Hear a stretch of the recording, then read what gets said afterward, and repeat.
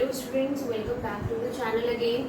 सो students, हमने last class में question number second देखा था। टीके गोयल का counting questions chapter is running on and आपका जो क्वेश्चन नंबर सेकंड था वहाँ तक हमने डन किया था और आपसे कहा गया था कि इलस्ट्रेशंस को आपको प्रैक्टिस करना है, वो एज इट इज उसी मैनर में चल रहे हैं। नाउ अब हम क्या करने वाले हैं, सेकंड का बी पार्ट का जो कुछ एक डिफरेंट पॉइंट होगा वो हम डिस्कस कर लेंगे।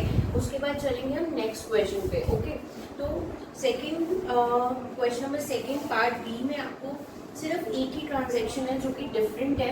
Purchased typewriter for cash for office use. तो भाई टाइपराइटर अगर आप परचेज कर रहे हैं ऑफिस यूज के लिए, इट मीन्स वो आपके बिजनेस की एक एसेट है। ओके, तो आप उसको एसेट साइड में ही आपको क्या करना है, जैसे हम कैश प्लस स्टॉक या फर्नीचर लिखते थे तो उसी में आपको प्लस टाइपराइटर करके और वहाँ पे उसका अमाउंट भी लिखना पड़ेगा। ओके, तो this is the only thing which is different from other questions.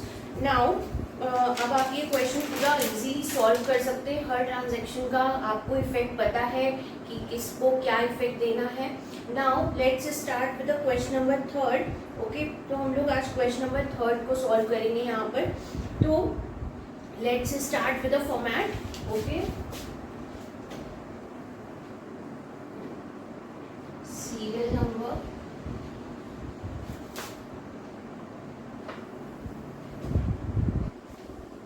then transactions,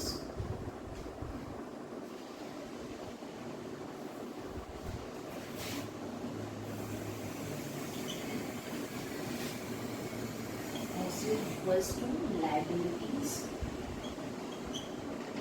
plus capital।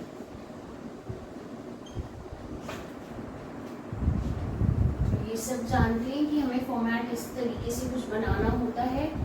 Okay, अब हमारा फर्स्ट ट्रांजैक्शन है यहाँ पर, स्टार्टेड बिजनेस विद कैश। तो कैश के साथ बिजनेस स्टार्ट हुआ, तो सबसे पहले हम इसी ट्रांजैक्शन को रिकॉर्ड कर लेते हैं।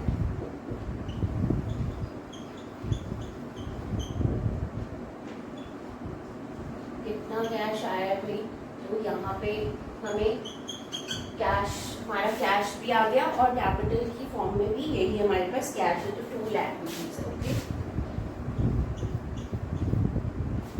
यहाँ भी आ जाएगा आपका 2 लाख रुपीज। अब इक्वेशन आएगी,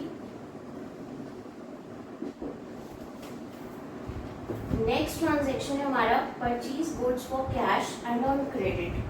तो इस अमाउंट को हम एज इट इज यहाँ पर लिख देते हैं।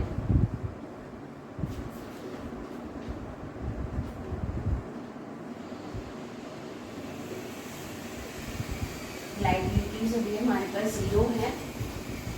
नेक्स्ट ट्रांजैक्शन है हमारा परचेज। देखिए इसमें अलग अलग ट्रांजैक्शंस ना देकर भी इसमें क्या किया है, purchase goods for cash and credit दोनों दे दिया आपको एक ही ट्रांजैक्शन में। ओके, तो ध्यान से देखिएगा कि इसका ट्रीटमेंट हमें कैसे करना है। तो भाई हमने कैश में तो 60,000 का गुड्स खरीदा है। ओके, तो यानी कि हमारा 60,000 रुपीज यहाँ से लेस हो जाएगा। अब हमने क्या परचेज किया है, स्टॉक परचेज किया है। तो यहाँ पे आपके एसेट्स में आपका स्टॉक कितना आ जाएगा, वो कैश और क्रेडिट सेल्स दोनों को ऐड ऑन करके आप लिखेंगे 60,000 plus 1,50,000। It means you have stock of 2,10,000 rupees. Okay, और आपने क्रेडिट पे खरीदा है, इट मीन्स आपके क्रेडिटर्स भी बढ़ गए। कितने से बढ़े, 1,50,000 रुपीज। ठीक, मतलब आपको ये 1,50,000 आपके क्रेडिटर्स को इन फ्यूचर पेमेंट करनी है। ओके, अब यहाँ पे कैपिटल पे कोई इफेक्ट नहीं है इसका। तो आप देख सकते हैं इस ट्रांजैक्शन में यहाँ पे आपके 60,000 के गुड्स जो थे वो कैश में लिए आपने, तो आपका कैश डिक्रीज हो गया। आपका स्टॉक बाय कैश आए हो या बाय क्रेडिट आए हो, आपके पास स्टॉक तो आया है, तो आप टोटल अमाउंट को यहाँ पे मेंशन करेंगे। और आपने जो क्रेडिट पे गुड्स खरीदे हैं उससे आपकी लाइबिलिटीज इंक्रीज हो गई है, मीन्स आ गई है। ओके, तो 1,50,000 के पास आपके पास लाइबिलिटीज हैं।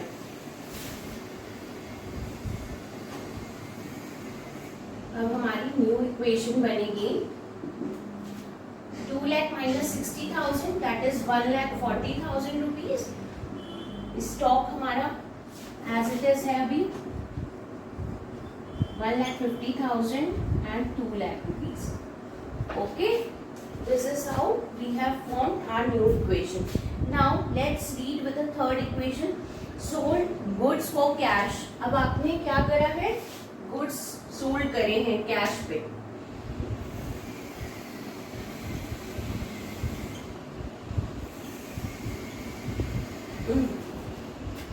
तो आपने गुड्स को सोल्ड किया है कैश पे, कितने की गुड्स से आपके 40,000 का उनका कॉस्ट था और आपने 20% प्रॉफिट के साथ में ऐड ऑन किया है। और आपने क्रेडिट पे भी गुड्स सोल्ड किए हैं जिनका कॉस्ट 72,000 था और क्रेडिट वाले गुड्स को आपने 25% प्रॉफिट पे सेल किया है। तो हम लोग यहाँ पे लिख लेंगे sold goods for cash and credit.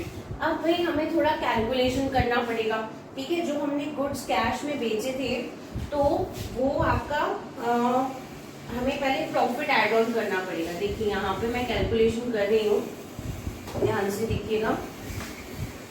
40,000 के गुड्स पे आपको कितना परसेंट प्रॉफिट मिला है, 20%।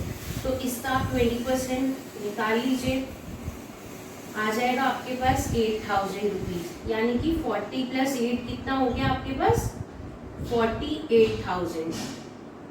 ये गुड्स जो थे ना आपके 48,000 के, ये तो आपने कैश पे सेल करे। अब आपने क्रेडिट पे कितना सेल करा है, 72,000 का जो कॉस्टिंग था और प्रॉफिट है 25%। तो 72,000 का 25% निकाल लीजिए,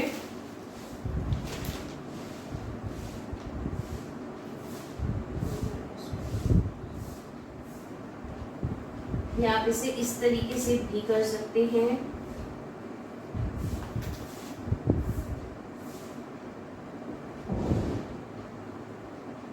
फोर से हमारा डिडक्ट हो जाएगा 4, 18,000 का आपका प्रॉफिट आ गया है, ठीक है। तो यहाँ पे आपके पास कितना प्रॉफिट आया है, 18,000 का क्रेडिट के गुड सेल करने पे प्रॉफिट आया है। तो आप क्या करेंगे, 72,000 + 18,000 कर लेंगे। तो यहाँ पे आपके पास आ जाएगा टोटल फिगर 90,000। ओके, तो यहाँ पे हमारा 90,000 का गुड्स जो है वो क्रेडिट पे सेल हुआ है। अब आपको क्या करना है, यहाँ तक तो आपने इनका कैलकुलेशन कर लिया। अब ध्यान से देखिएगा कि आपके पास कैश कितना आया है, टोटल 48,000 का कैश आया है, ठीक है। तो आप क्या करेंगे, 48,000 रुपीज यहाँ पे लिख देंगे। ओके, अब आपके गुड्स कितने के गए हैं, 40,000 और 72,000 के टोटल गुड्स आपने सेल कर दिए। तो 70 और 41 ये आपका आ जाएगा, माइनस हो जाएगा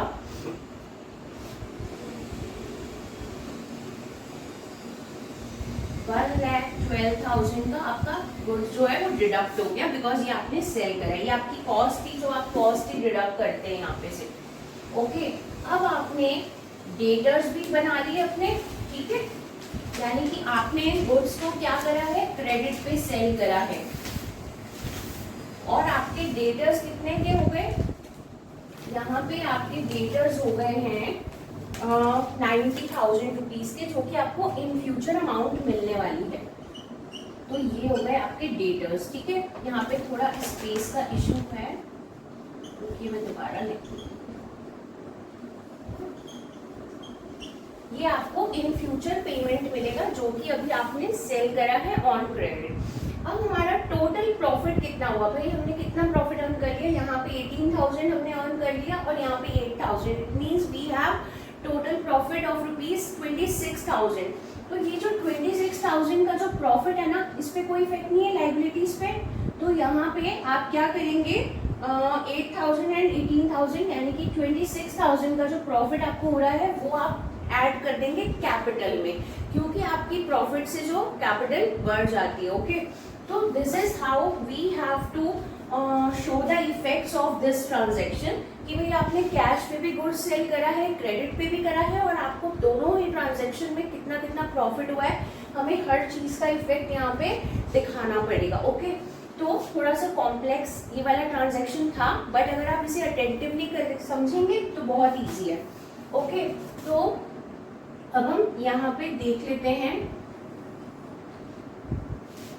1,40,000 प्लस 48,000 हो जाएगा आपका 1,88,000।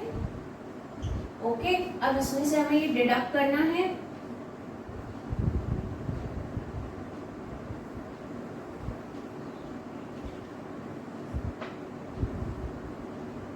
ये हो गया आपका 98,000।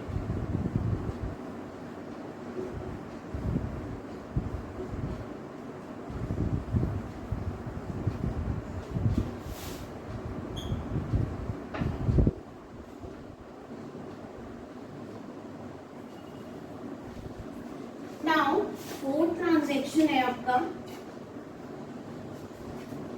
लास्ट है, पेड फॉर रेंट ₹5,000। अब आपने रेंट पे करा है 5,000 रुपीज का।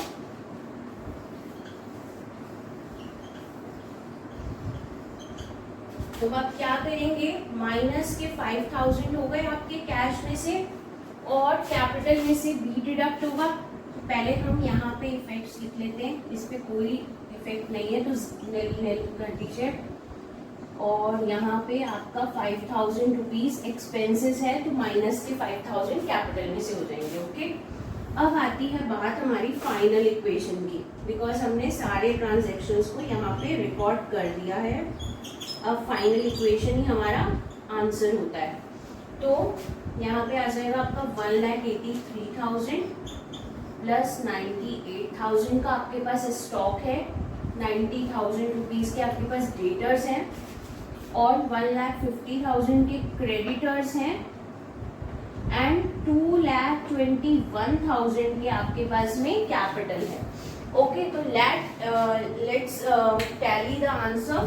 देख लेते हैं हम। 1,83,000 इज कैश, 98,000 का स्टॉक, 90,000 का डेटर्स, आपके क्रेडिटर्स हैं 1,50,000 के एंड कैपिटल इज 2,21,000। तो यहाँ पे हमारा सारे आंसर्स मैच हो रहे हैं। और अगर आपको खुद से वेरीफाई करना हो तो आपको मैंने बताया था आपको क्या करना होता है। आप इन सारे एसेट्स आइटम का टोटल करिए और फिर लायबिलिटीज और कैपिटल का टोटल करिए, ठीक है। तो दोनों टोटल को जब आप मैच करेंगे, अगर वो दोनों सेम है तो इट मीन्स आपने ये क्वेश्चन पूरा करेक्टली डन किया है। ओके, तो this is how we have to solve question number 3। अब हम एक बार देख लेते हैं कि क्वेश्चन नंबर 4 में आपका फोर्थ आप इजीली कर सकते हैं, ठीक है। इसमें ऐसा कुछ भी नहीं है कि आपको कुछ प्रॉब्लम आए।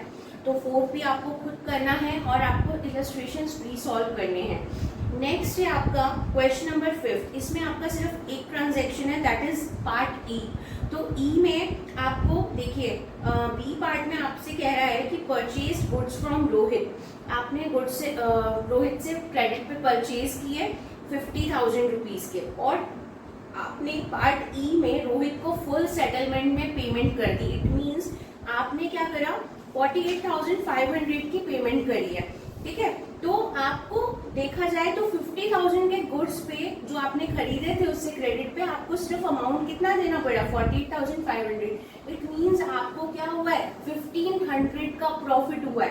तो जब आप पेमेंट करेंगे रोहित को तो आप कैश में से डिडक्ट करेंगे, ठीक है। आपके क्रेडिटर्स भी कम होंगे और क्रेडिटर्स आपका जो कैश होगा वो 48,500 से डिडक्ट हो जाएगा।